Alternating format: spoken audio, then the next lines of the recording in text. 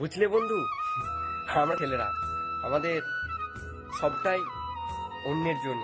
কারণ আমরা ছোট থেকে বড় হয়ে যেটুকু যদি আমরা ইনকাম না করি তাহলে আমরা বাবার কাছে খারাপ, আর যদি বাড়িতে বসে থাকি তাহলে বউয়ের কাছে খারাপ। আমরা যেটুকুই করি সেটুকুই অপরের জন্য। কারণ ভগবান অপর থেকে সৃষ্টি করে রেখেছে ছেলেদেরকে যে অপরের জন্য। কারণ এই ছেলেরা হচ্ছে এমনই এক প্রজাতির মানুষ যারা নিজের জন্য কিছু না, অন্যের জন্য নিজেকে আত্মসমর্পণ করে দেয়। কারণ তুমি যখন তোমার 20 বছরের পর তুমি যখন ইনকাম করবে, তখন সেই ইনকামের টাকা তোমাকে সংসার দিয়ে দিতে হবে। তুমি বিয়ে করবে, তোমার বাচ্চা টাচ্চা হবে, তখনও সেই টাকা তোমার বাড়িতেই দিতে হবে। কিন্তু নিজের বলে কিছু থাকে না। কারণ তুমি যেটুকু পরিশ্রম করে করে ওই 20 বছর থেকে 40টা বছর যেটুকু পরিশ্রম করে করে তৈরি করবে, সেটুকুই কারোর জন্যই নিশ্চয়ই করছো, নিশ্চয়ই নিজের জন্য করছো না। কারণ তুমি নিশ্চয়ই তোমার ছেলের জন্য করছো বা পরিবারের জন্য করছো, তাই না?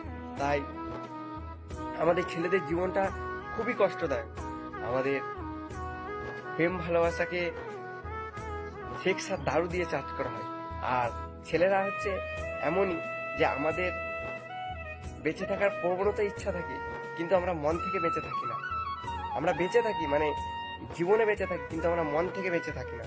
কারণ এত ফ্যামিলির ডিপ্রেশন, একটা বয়সের পর ফ্যামিলির ডিপ্রেশন এবং পারিবারিক সমস্যা, এবং তোমার পাড়ার তো জানোই এটা ভাই, মানে পাড়ার একটা ডিপ্রেশন। তো এটা আমি বলে না, আমার বন্ধুরা তোমরা যারা আমার ভিডিওটা দেখছো সবাই এইটা ডিজার্ভ করো। তো মানে সবাই এই প্রবলেমটার সম্মুখীন হয়। ঠিক আছে, তোমাদের কাছে আমি ভিডিওর মাধ্যমে আমাদের নিজেদের লাইফ হিস্ট্রিটা তোমাদের কাছে শেয়ার করে দিচ্ছি। তো একটা সময় হয় যখন কলেজ টলেজ শেষ হয়ে যাওয়ার পর না, যখন বাড়িতে বসে থাকি না, তখন একদিকে বাবা, একদিকে মা, হ্যাঁ, আর অন্যদিকে পারিবারের লোক। যে বাড়িতে দেখো বাবা বা চায়ের দোকানে চা খেতে গেছে, তো পরিবারের মানে পাড়ার একজন কাকু এসে বলছে তোমার ছেলেটা তো বাড়িতে বসে বসে শুয়ে আছে, ফোন ঘাঁটছে, খাচ্ছে দাচ্ছে, কোনো কাজ টাজ করছে না। তো বাড়িতে এসে বাবা এসে আমাকে বললো যে কাজ টাজ করিস না। বাবা এক অপমান, সন্ধ্যাবেলাও অপমান মায়ের, মানে সকাল থেকে উঠতে থেকে অপমান। আর তুমি দেখবে যখনই তুমি কাজ করছো তোমাকে কিন্তু কেউ অপমান করবে না। তুমি কিন্তু নিজে বিন্দাসে কাট, তোমার কেউ কিছু বলবে না। তুমি যদি বাড়িতে দিন শেষে যদি 500টা টাকাও এনে তুলে দিতে পারো না, তুমি সেরা। আর তুমি ইনকাম না করতে পারলেই ছেলেরা, তুমি হচ্ছে সব থেকে খারাপ ছেলে। মানে তোমার মতো যেন কোনো বাজে ছেলে বা খারাপ ছেলে তোমার মতো যেন কোনো হয়ই না। বুঝলে বন্ধু?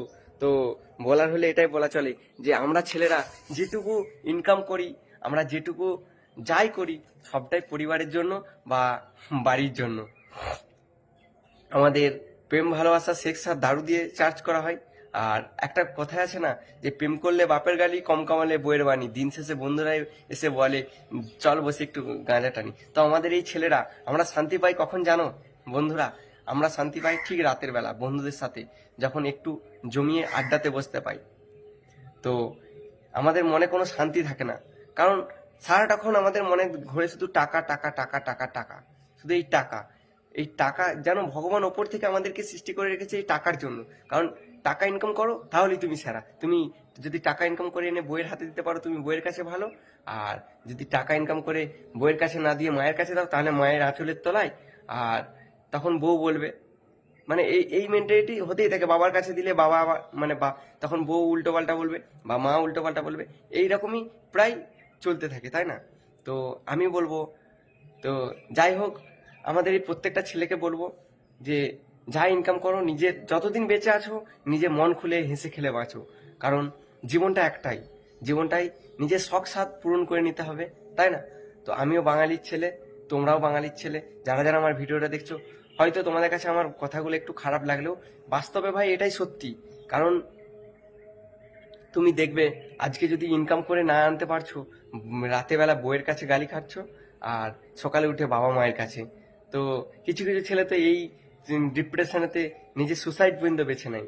তো আমি বলবো বন্ধুরা, তো এইসব সুসাইড টুসাইড না, তো আমরা ইয়ং জেনারেশন, আমরা নিজেরা এককবদ্ধ হয়ে নিজেদেরকে গুছিয়ে মানে নিজেদেরকে গুছিয়ে নিই একসাথে, নিজেদেরকে মনকে ভাবিয়ে তো একসাথে কাজ করতে নামি।